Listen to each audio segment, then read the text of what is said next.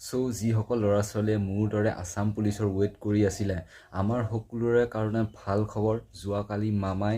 ঘোষণা কৰিলে যে আকৌ 5000 পদ নতুনকৈ মুকলি কৰা হ'ব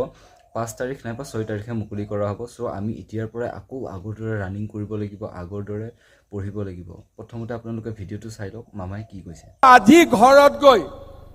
নিজৰ ভাইটি ভণ্টিক সকলোৱে ক'ব লাগিব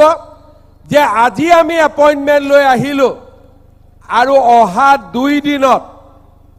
মামাই নতুন এডভাৰটাইজ দিব গতিকে আমি দৌৰা কাম চলাই থাকিব লাগে আজি গ'ল কালি গ'ল পৰহি দিনাখন আমি আকৌ 5000 পোষ্টৰ আমি এডভাৰটাইজ মুকলি কৰি দিম তাৰ মানে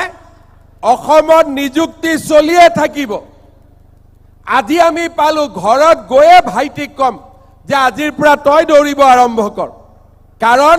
এডভাৰটাইজ আৰম্ভ হৈ গ'লেই আমাৰ বন্ধুসকলক কম যিসকলে নোপোৱা বুলি দুখ কৰি আছে যে তহঁতি চিন্তা কৰিব নালাগে আকৌ পোষ্ট ওলালে আকৌ চেষ্টা কৰিব লাগে আৰু অহাবাৰ ইলেকশ্যনৰ পিছতো 1 লাখ গৈ 2 লাখ পাই যাবগৈ আৰু কিমান আগুৱাই যাবতো চিন্তাই নাই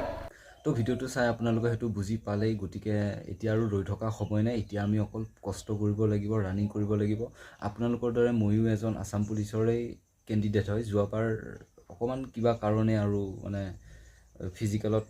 নম্বৰ কম পোৱাৰ কাৰণে যোৱাবাৰ সিলেক্ট নহলো সো এইবাৰ কম্পিটিশনো অলপ বেছি হ'ব যেহেতু নতুন ল'ৰা ছোৱালী আহিব আগৰ যিবোৰ চাকৰি পোৱা নাই তেওঁলোকেও এইবাৰ ভালকৈ যুঁজ দিব সো এইবাৰ আমি সকলোৱে